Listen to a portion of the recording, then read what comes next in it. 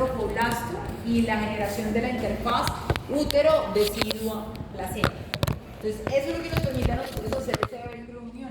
Yo a ustedes la semana pasada les comenté en algún momento que el trofoblasto hacía el proceso de invasión buscándolo por un trofismo hacia los vasos sanguíneos, pero que ese proceso de invasión no era libre porque teníamos una respuesta inmunológica que estaba mediada por la decidua y los fibrinoides que nos ayudaban a detener el proceso de invasión del trofoblasto.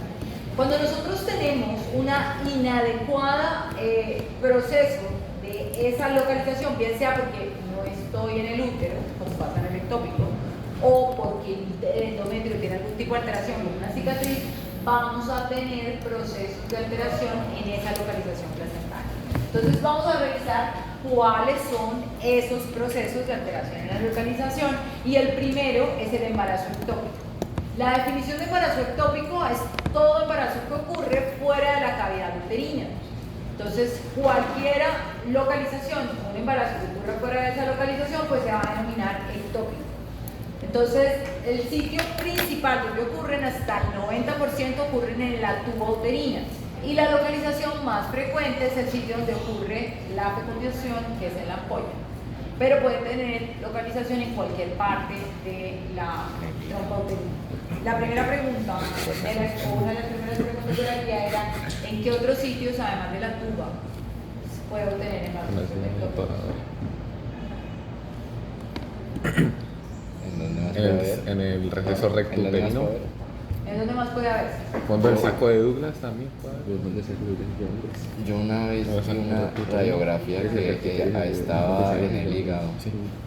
Ah. No me dio tiempo para advertirles que no me fueran a salir con el cuento de Grey's Anatomy, por favor. No, era una ¿Qué cosa? del hígado. ¿Ah, en el hígado? Sí. Es imposible, ¿sabes por qué? Porque el hígado es muy vascularizado y triángulo. Pégale un útero con un bebé. No, sí, bolsa. claro.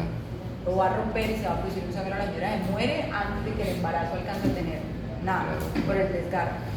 Los desgarros de la cápsula hepática en un accidente de tránsito, solo por trauma de latigazo, puede provocar la muerte del paciente por el sangrado. Ahora, calcule usted pegarle una placenta en un lecho de eso. Que yo sí. O sea, en el hígado no va a pasar. En el. Bueno, en el mesenterio también fue algo del peritoneo en la cavidad abdominal. Mano, ¿no hicieron la guía? Qué tristeza. ¿Qué ibas a decir? No sé. ¿En el útero? Pues, a ver, léale.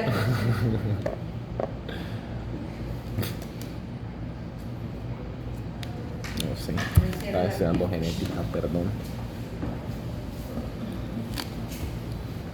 En el ovario, Abdominal. en el ligamento, en el cervix. El abdominal. Pero una pregunta, si acaso abdominal, no sé. Pues que yo no sé si había escuchado eso en semestres Ya hay pasados, de abdominal, que en el receso. pero sobre la superficie anterior del útero, a eso se denomina abdominal. Ah. No en el mesenterio. Es que ¿Y en piensen el receso? en los frágiles. En los recesos. O sea, mire, en la literatura aparecen, hay casos anecdóticos, creo que hay uno que está escrito como que lo encontraron suelto sobre la superficie pélvica y que lo dejaron crecer. Y que el niño llegó a término.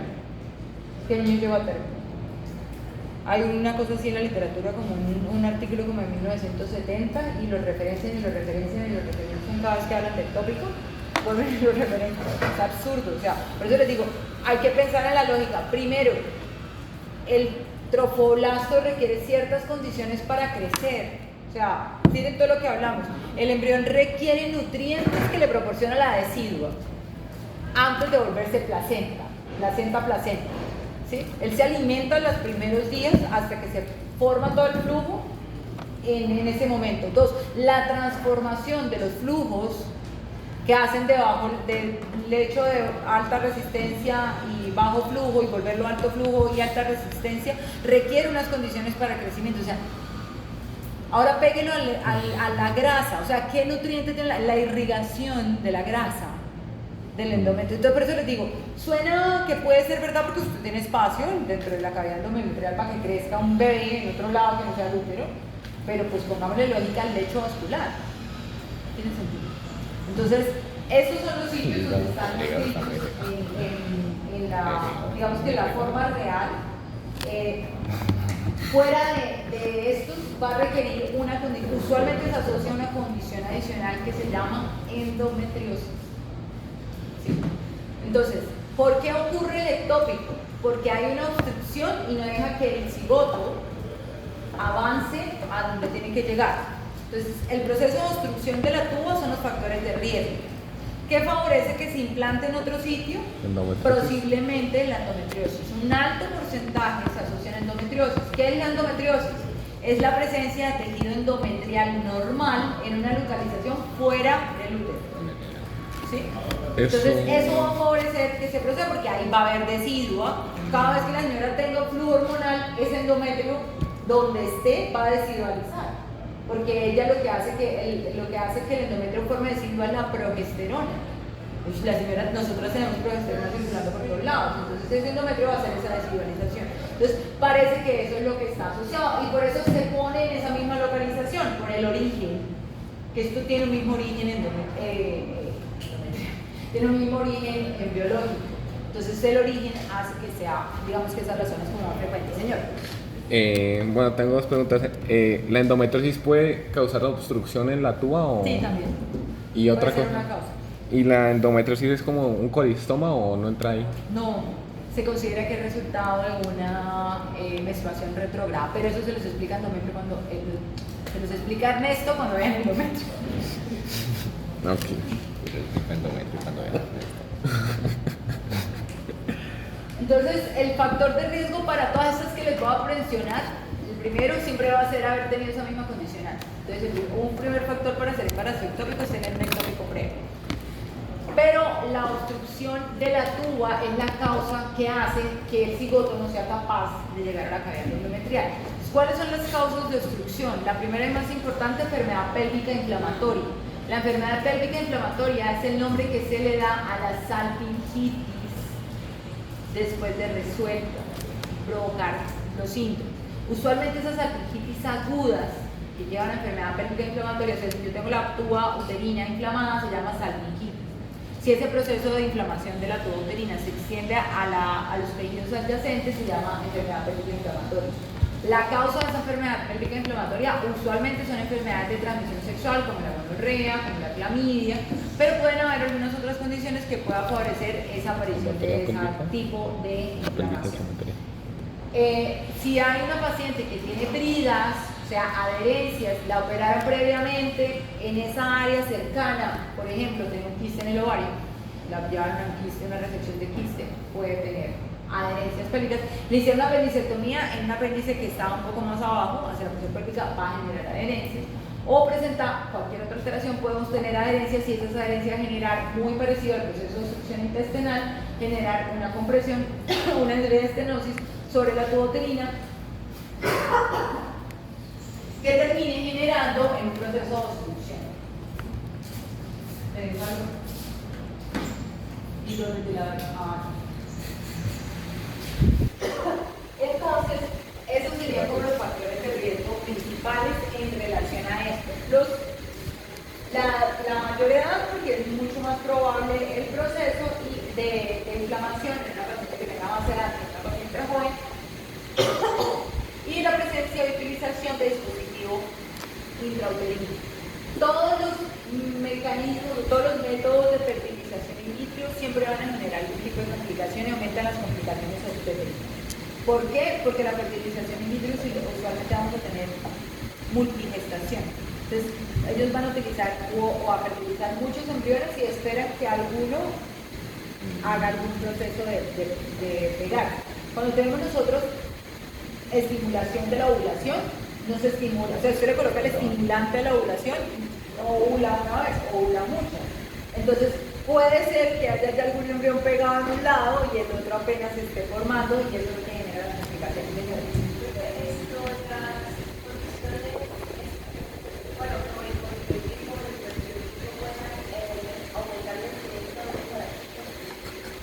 que yo me acuerde, no.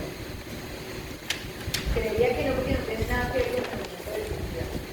Pero sí las condiciones que se asocian a alteración en el momento de la psiquis. Por ejemplo, siempre me la tiene suave, en el embarazo, porque a partir de la normalidad del epitelio ciliado, sí.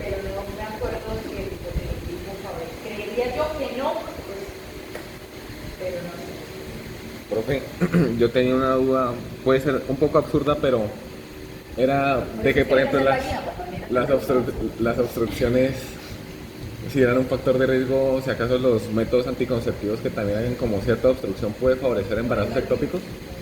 Por eso depende del tipo. Pero el resto no, pero ¿cuál es el método anticonceptivo? No, pues de esos que eran como, de esos que meten como una T, La T de cobre. La T de cobre, sí. El vivo. Dispositivos transferidos. Ese sí puede causar embarazos ectópicos. Claro, porque dependiendo, porque genera una serie de reacciones, pero sería un DIU de utilización prolongada, más de 10 años. Los DIU pues se recomiendan por 10 años y deben retirarse, pero se tienen que revisar si se puede hablar. Es un poco más complejo la cosa del DIU. Esa sería la visión, este es el útero, ¿no? Cuerpo del útero, acá está la trompa del lado izquierdo, este es el ovario que se ve blanquito, y este es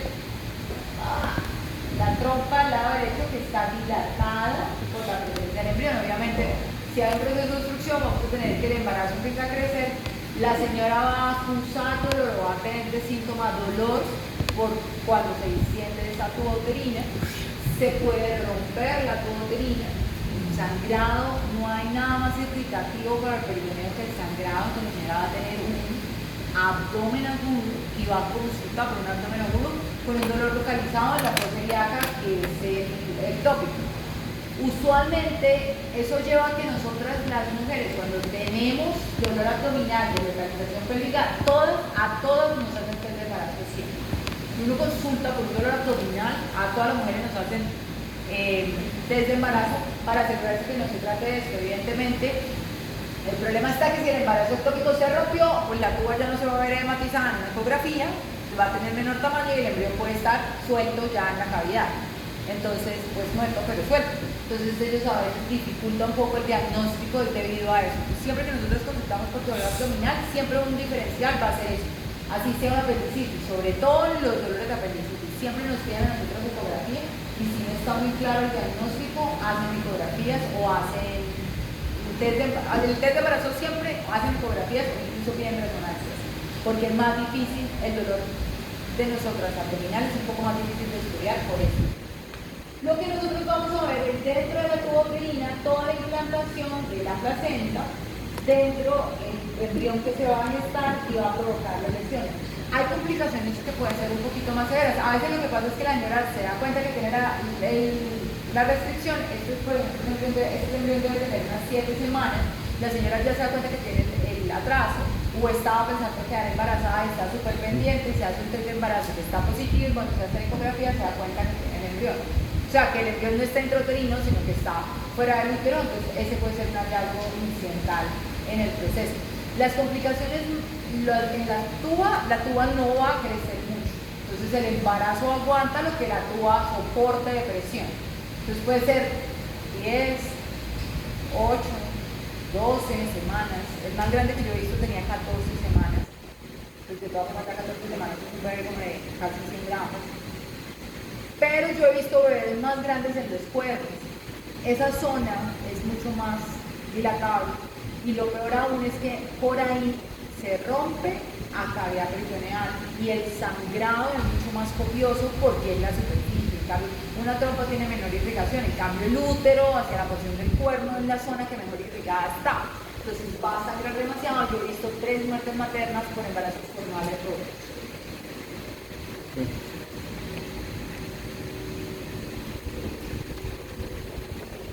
El segundo concepto es el que tiene que ver con placenta previa.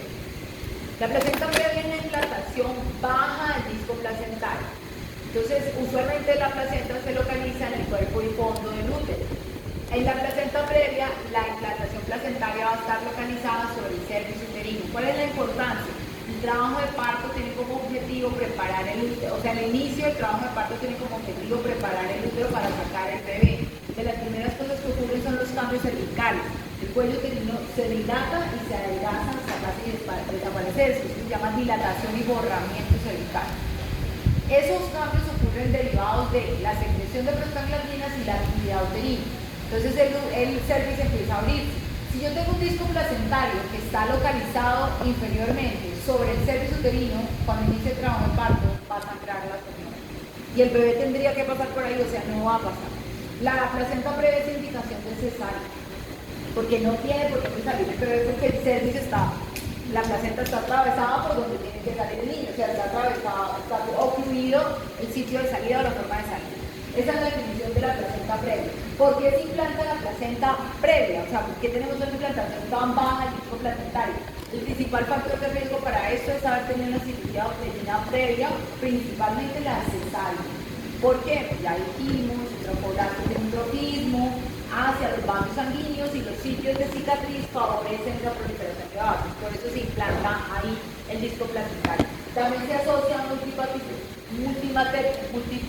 o sea que haya tenido muchos hijos previamente, una edad de 35 años, que tenga una gestación múltiple, pues por lógica, porque un bebé se implantará arriba y si tengo otro bebé, pues tiene que buscar dónde implantarse, entonces pues va a tener que buscar el sitio donde se hace implantación, y siempre que tengan un sitio de cicatriz en esa superficie, no solo cesáreas sino miomectomías, legrados, puede favorecer la aparición de esta placenta previa.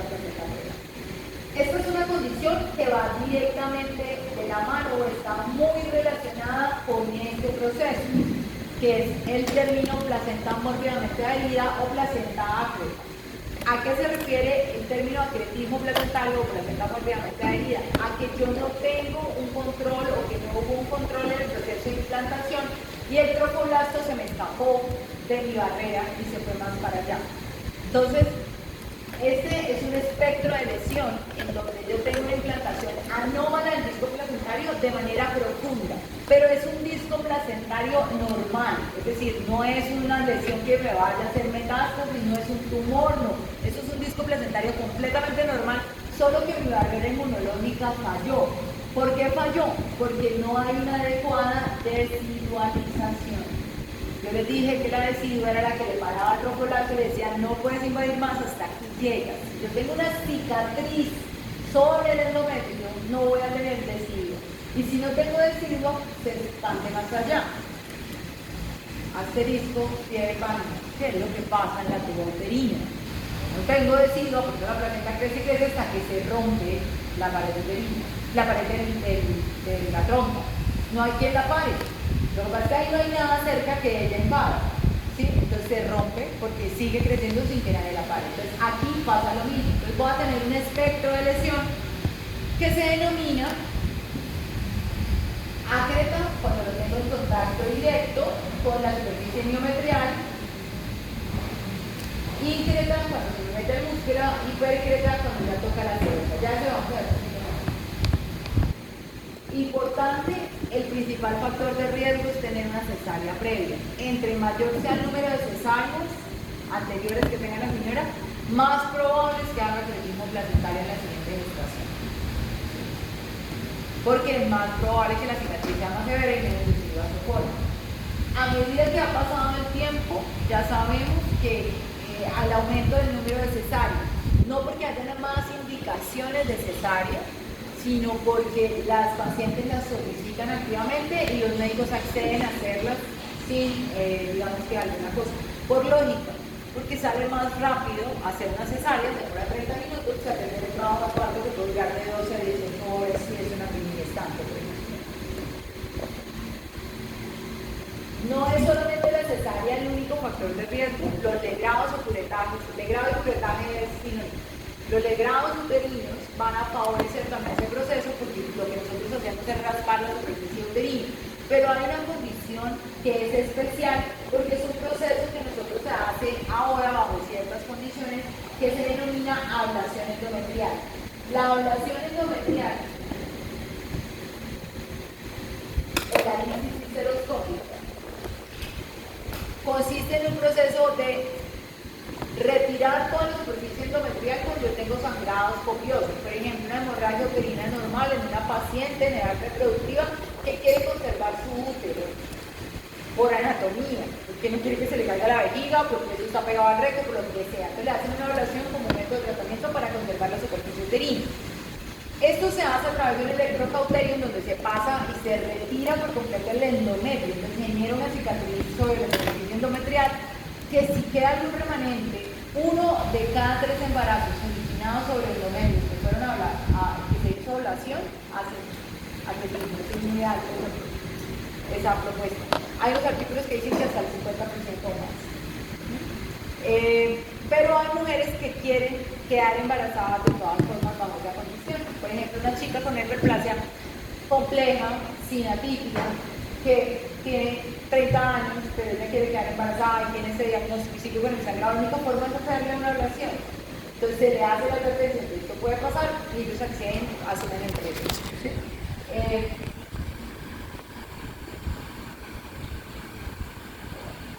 Esto era lo que yo decía, este es el esfuerzo de elección.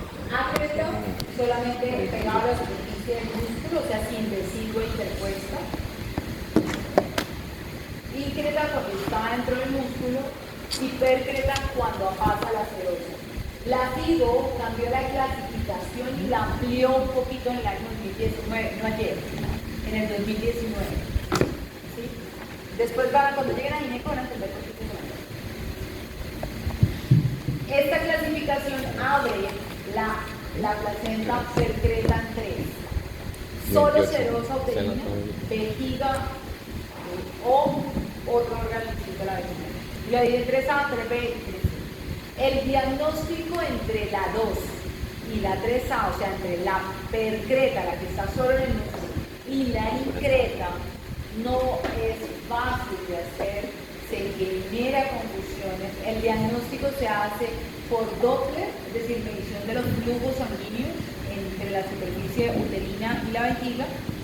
Y la más importante en la imagen es la resonancia, pero el gol estándar es patología, porque nosotros somos los que vemos hasta dónde van las células. ¿Sí? Entonces, la placenta, lo que es la 2 y la 3A, el manejo es casi de la misma forma. No todas terminan en histerectomía según la literatura. En nuestro medio sí, porque aquí no les gusta utilizar las quimioterapias. El problema está en que nosotros acá tenemos los oncólogos específicos en cada zona. Entonces está el ginecólogo, entonces él da una indicación, pero el que define es el oncólogo clínico. O sea, el que define el manejo si va a hacer. Entonces, a veces el cirujano, el ginecólogo dice utilicemos metotrexate y el oncólogo clínico dice no. Entonces, el que pone la droga es el oncólogo clínico según la legislación colombiana. Entonces pasa que no hay esa lenguaje. El metotrexate sirve para todo lo que tenga que ver con trofoblastio y es muy bueno. Es más, la regresión de los ectópicos se pudiera utilizar metotrexate. O sea, a veces que la gente consulta es porque está embarazada y le hacen ecografía y tiene un embarazo de 6 semanas en una tubo. Si se le da metotrexate, el huevito se puede recoger porque daña la placenta y lo pudiera recoger, digamos que se retrae y favorecería que pudiera tener un embarazo posterior sin quitarle la trompa, sin meterse al útero, o sea, sin meterse a la cavidad pélvica, quitarle la trompa o abrirle la trompa para sacarle el contenido. ¿Sí? Que digamos porque a veces hacen el proceso, si no se ha roto pueden hacer solamente sacar el contenido, pero pues depende de lo que pues, se vaya a hacer. ¿Qué es lo que vemos nosotros normalmente? Músculo, deciduo, con endometrio. Se genera siempre una interfaz, chicos. Esta interfaz es real, eso se ve y eso es lo que permite que cuando vaya a haber el parto se separe sin problema. Esa superficie de Litabú se llama la fibrinoide que está entre la placenta y la deciduo. Esa interfaz ayuda a separar, a crear esa separación.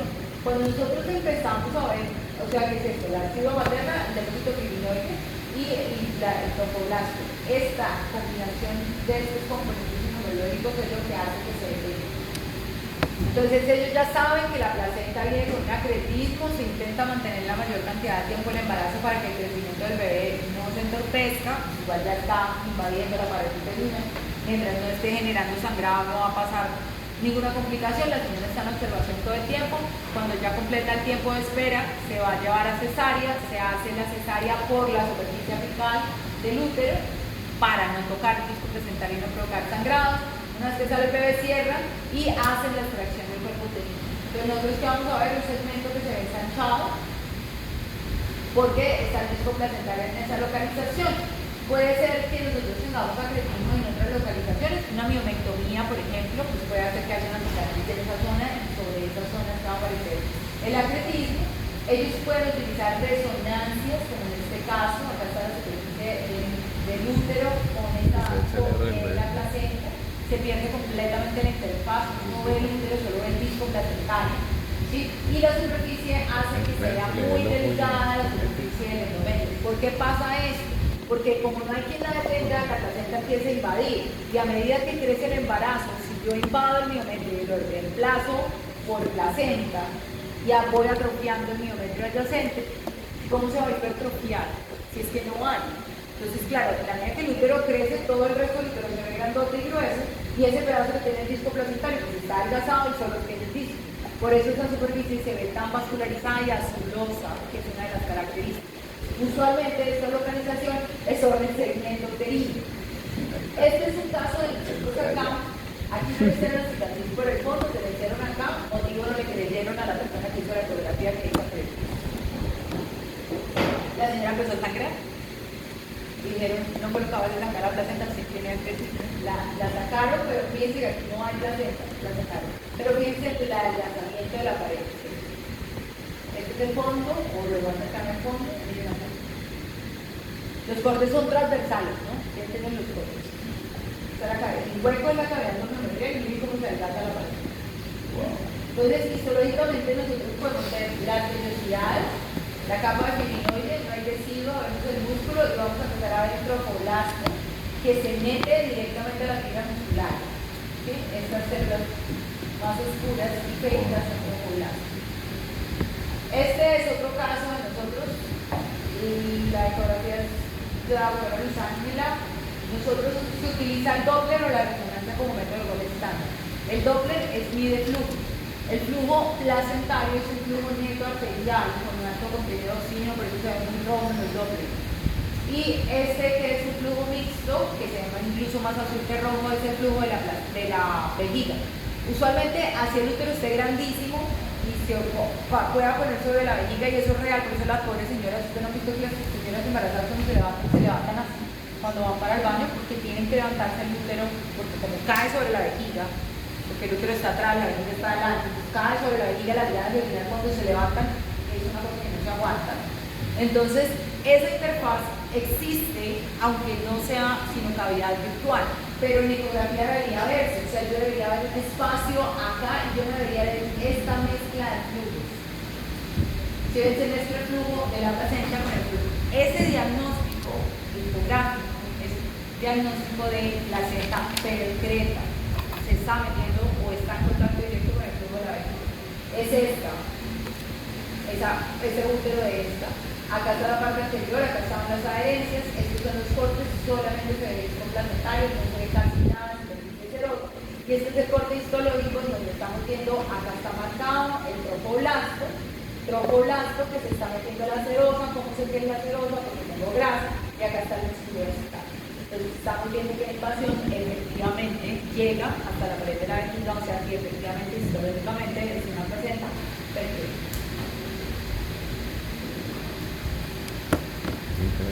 Aquí el problema está en relación a cuánto sangrado puede tener la señora, las complicaciones que van a estar derivadas de ese proceso y obviamente la asfixia.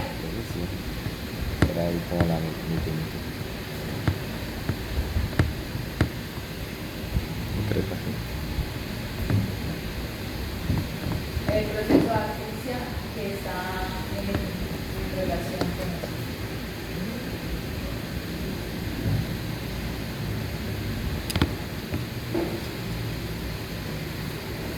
El siguiente término que vamos a usar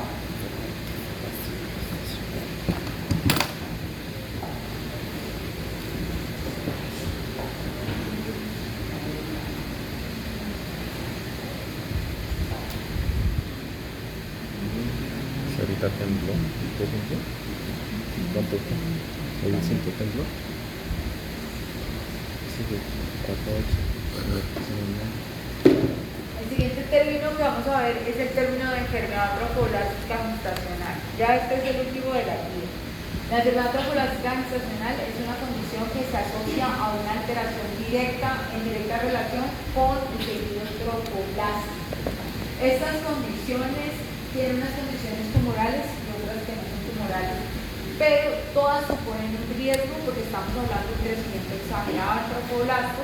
Y recuerden, por favor, tropoblasto, crecimiento exagerado, tropismo en el vaso. Entonces, la primera condición de la enfermedad trofoblástica gestacional es la denominada mola hidatiliforme.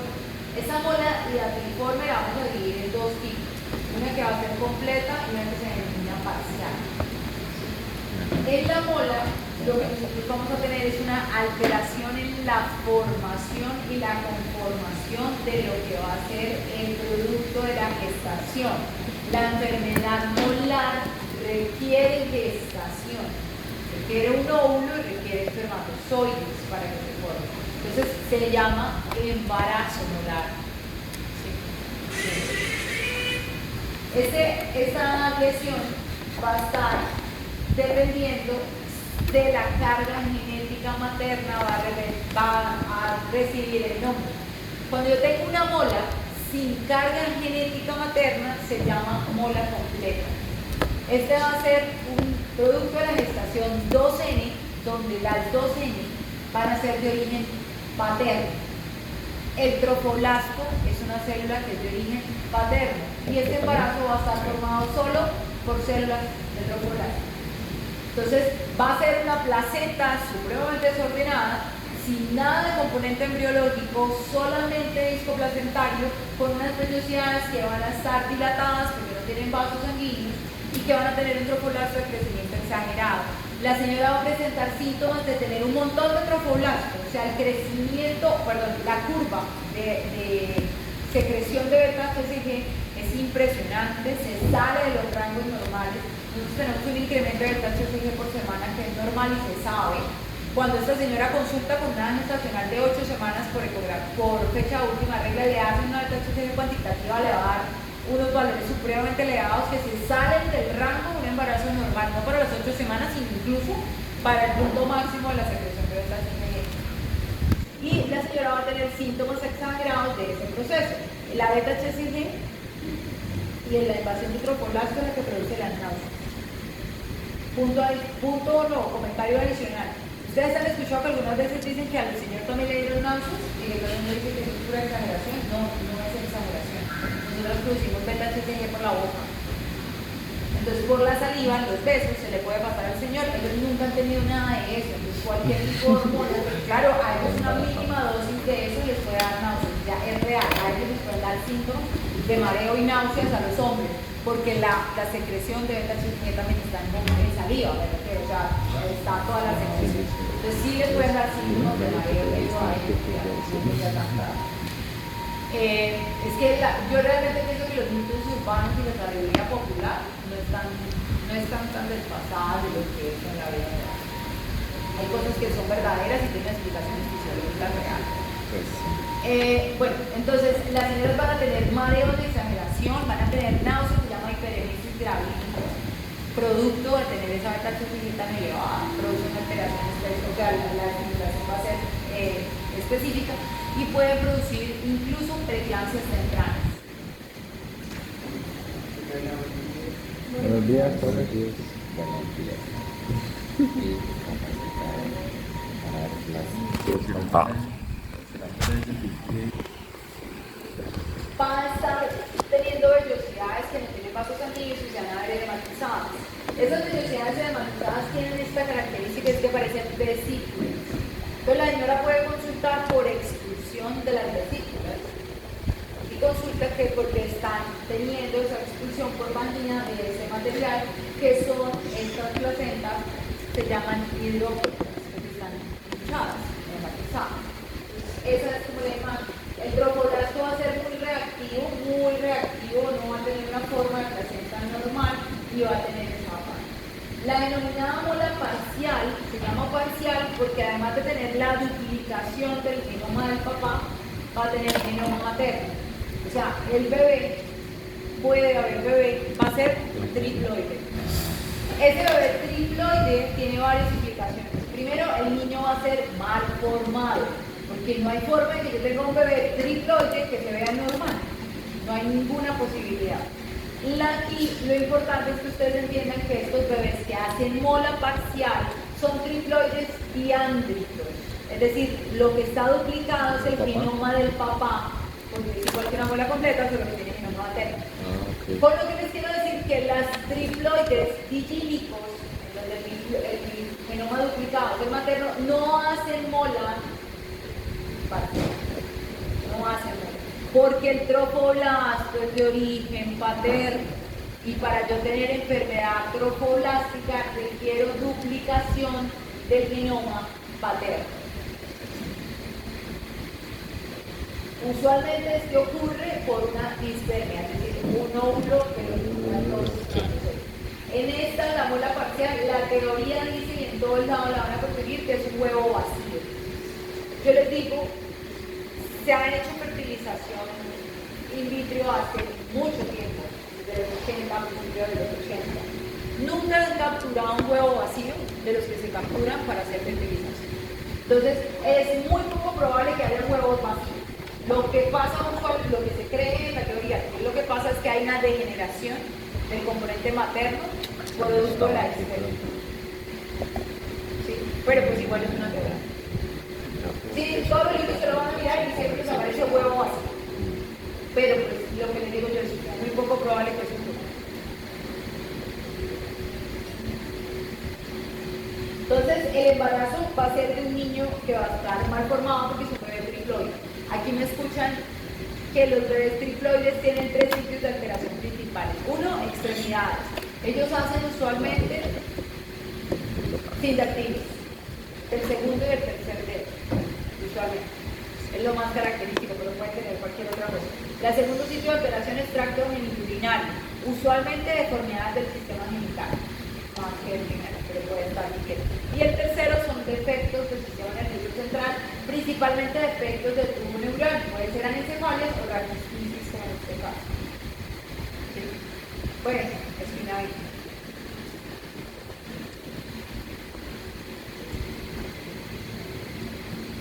Histológicamente, la placenta va a tener un componente mixto. Vamos a tener velocidades con vesículas y vamos a tener velocidades de crecimiento.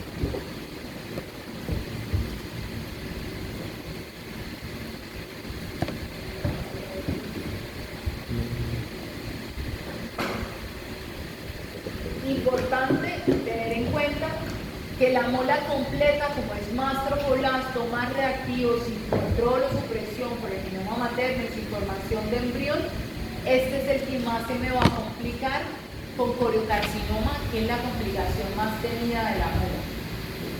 ¿Sí? Como es un trofoblasto tan reactivo, va a estar creciendo sin control, también está en la que más mola invasiva va a ser. ¿Qué es una mola invasiva? Es una mola con agresión. Es una mola que se fue más allá del endometrio y se metió al músculo. Eso es una mola invasiva.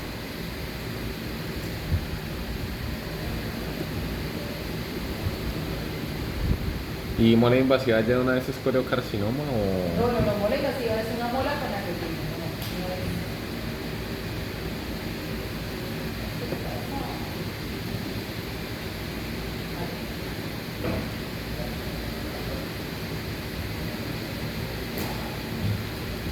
Aquí hay una cosa y es que lamentablemente cada vez que alguien ve una vesícula en una placenta, dice que eso es una mola parcial. No puede haber mola parcial con bebé sano. Y ojo, porque hay un artículo en una revista, en internet, en donde ponen una mola, una placenta, con vesículas y un bebé completamente sano. Olvídense que eso no es eso. Hay otros diagnósticos diferenciales. Hay una cosa que se llama displasia mesenquimal placentaria, que la característica es que hace vesícula. Entonces, no es el único diagnóstico. Tienen que tener claro ustedes que no hay forma. Esto es un embarazo triploide. No hay forma que el niño esté sano. Sí, es una aberración cromosómica. No hay ninguna posibilidad. La mola invasiva no es otra cosa que una mola que invade más allá del miometrio. ¿Cuál es el problema? Que este trofoblasto no lo para nadie, entonces uno puede ser incluso embolización. Entonces puede generar embolos de ese trofoblasto y causar problemas como infartos, con los dedos porque se desprende y se mete en los vasos. ¿No es frecuente? actividad del músculo, por eso les decía, pues es una mola con atletismo. Eso sería como la forma más fácil de decir. El coriocarcinoma es la versión más oscura del espectro de la enfermedad trofoblástica gestacional y es una lesión tumoral maligna originada a partir del trofoblasto. Requiere tener un antecedente de haber tenido una gestación previa. ¿Cuándo? Hace 2 meses, hace 3 meses, hace 10 años, haber tenido una gestación previa. ¿Sí? Se puede originar en cualquier proceso de la gestación, pero el que más genera es haber tenido una mola completa, la que más genera, es el principal factor de riesgo para hacer coriocarcinoma. Este es un tumor que va a estar conformado por células que recuerdan trofoblasto, con marcada atifia, marcada necrosis y un trofismo exagerado por los vasos sanguíneos. Perdón, no hablemos de eso. Hace diseminación hematógena rapidísima. Pulmón, sistema nervioso central y al hígado. Lo otro que hace mucho es local, es localmente agresivo. Responde súper bien al tratamiento farmacológico, o sea, a la quimioterapia. Es muy buena para regresar, o sea, resuelve rápidamente. Y el metrotexate ayuda mucho a esa regresión, un buen medicamento. Pero entiendan el problema de una lesión que crece buscando vasos sanguíneos y metiéndose a los vasos sanguíneos y que hace metástasis rápidamente. Yo la puedo tratar de resolver, pero la secuela que me queda haber tenido una hemorragia en el sistema nervioso central, ¿sí? O la afectación que puede dar de una embolismo por la migración de los vasos, del trofoblasto a través de los vasos del cerebro. Entonces, las complicaciones acá van a estar en relaciones por ese trofismo tan exagerado que tiene el coriocarcinoma hacia los vasos sanguíneos. A mí, de las células que me parecen más feas en la vida son las del coriocarcinoma. Debe ver que el pleomorfismo de estas células es impresionante, son anisomórficas, son gigantes, pleomórficas, los neutrinos son lobulados, las cromatinas son siempre verdes, alto índice mitótico, mucha necrosis, es un tumor bastante maligno, bastante agresivo y obviamente sangra un montón, ¿sí? Por la atrofismo por los vasos. Esta es la clasificación de la OMS para elegir el tipo de tratamiento. Generalmente los estadios 1 o 0 tienen muy buen pronóstico y esto da otros que se complica un poco más porque habla más de metástasis con lesiones localmente agresivas que pueden ser difícil hacer con cualquier tratamiento. Entonces vamos a mirar los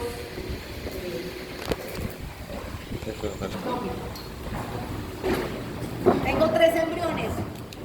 No vayan a robar.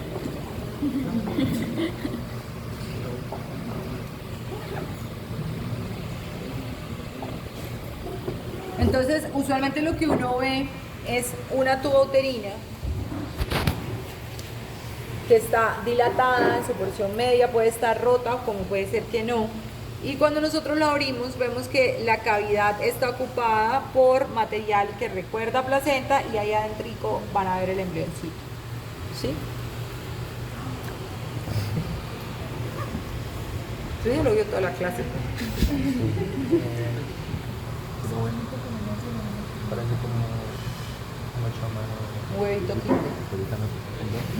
Compré mientras. Sí. Entonces, usualmente esto no tiene mucha, digamos, cosas para describir, es solamente para que lo vean. Por favor, recuerden que es el diagnóstico diferencial de esto es un abdomen agudo si se está rompiendo por el sangrado. Entonces la señora va a tener dolor pélvico y ella puede decir que está embarazada o no saber que está embarazada. Por eso es necesario determinar lo mismo. Cuando una test de embarazo está positivo y ellos no ven embarazo intrauterino, empiezan a buscar dónde está el ectópico. ¿Sí? ¿Y dónde acá está el otro? Yo lo puse aquí porque yo no estoy segura que este bebé sea ahí, pero dejémoslo ahí porque como que cabía. Entonces, sí, no estoy segura porque él me los dejó allá y como que se volaron todas, entonces no supe. Entonces está la tuba, acá está el embrioncito. Obviamente está muy desecado este bebé. Sí, pero ahorita muy difícil. Este bebé debe tener por ahí, debe tener por ahí unas 8 semanas, un poco más. ¿Sí? Porque está ya completo. Estos sí son más embriones. Estos de acá son un poquito más embriones. Este está un poquito más grande. Este está sobre las 8 semanas. Porque nosotros ya tenemos todo listo completito. Las otras son trompas o fragmentos de trompas uterinas en donde se ve la hemorragia, el disco placentario adherido. Lo que les digo, como aquí no hay decidua, pues ella se va metiendo hasta que rompe y infiltra de manera total, entonces puede haber hemorragia y este sería el saco gestacional, o sea, aquí en este que se ve huequito, ahí estaba el bebé, ¿sí? Porque es el sitio, sí, en este caso estaba así. Profe, Señor, ninguno de esos se puede ver si es increta o perfecta. Ah, no, aquí no aplica porque esto es ectópico. Pero ahí no hay muestras en las que uno sí pueda identificarlo bien o que no sea embarazo ectópico sino el otro. Sí, déjenme, le termino de mostrar las piezas. Entonces esto es lo que vemos nosotros. Entonces resulta que si la señora consulta, lo que les digo, con un dolor pélvico, tiene un test de embarazo positivo, le hacen ecografía, no hay embarazo uterino y ellos no ven, tienen que saber dónde está el sangrado, pudiera estar provocando eso. Entonces la llevan a la paroscopia para vigilar. Y pues aquí tenemos un útero, pueden ver, está abierto acá en esta porción, acá hay un mioma, no tiene nada que ver. Y acá se ve el disco placentario, está el cordón umbilical, este es el cuello uterino. Esta es la cara anterior, esta es la cara posterior. ¿Cómo sé que es la cara posterior? Porque el reborde recto uterino hace que la superficie posterior sea más lisa. En la cara anterior, el repliegue útero-vesical siempre va a formar como estas adherencias sobre la porción anterior, que es lo que le permite a uno distinguir. En este caso, nosotros tenemos el disco placentario adherido en la porción inferior, pero si se fijan, está adherido implantado hacia la pared posterior. ¿Sí? No es tan anterior como estamos viendo en el otro. Aquí, entonces, tenemos cervix. ¿Sí? Acá estaba el cervix y la placenta está puesta ahí. Entonces, esto me va a hacer una placenta previa. Está puesta abajo, pero está en relación con esto. No se ve, mire que viene el músculo y aquí se pierde completamente el espacio. Este es el canal cervical, acá está el cervix, este es el canal. Y acá está toda la pared, miren cómo se adelgaza la pared y se reemplaza por la placenta que es esta. ¿Sí? Entonces esta es una placenta que está en contacto directo con la serosa, o sea, es una perpetua. En ambos lados está igual, ¿no? ¿Sí? Tiene los cortecitos de lo que nosotros necesitamos para hacer la placenta previa. Tiene placenta previa. Y esta es solamente una tajadita. Esto que está negro es tinta, no es hemorragia. Entonces, este es el útero y pueden ver la placenta que está adherida así en el cordón umbilical y está metida dentro del músculo. Esto blanco es un infarto de la placenta, no le presten mucha atención, aquí es un hemorragia, no le presten mucha atención, pero pueden ver cómo está completamente adherido y aquí cómo se alcanza a meter. O sea, esta es una incrusta. Son cavidades uterinas que tienen placentas, que tienen esa degeneración que ustedes van a ver. Obviamente las vesículas ya están un poquito desinfladas, pero se siguen alcanzando a ver que eran vesículas. ¿Sí? Entonces estos son embarazos molares o molas. No están más implantadas. Esto debe ser coriocarcinoma, pero no estoy segura de nada lo que es mola. ¿Sí? Es este debe ser un corio. Tiene carácter, porque está haciendo invasión a la otra, está pegado.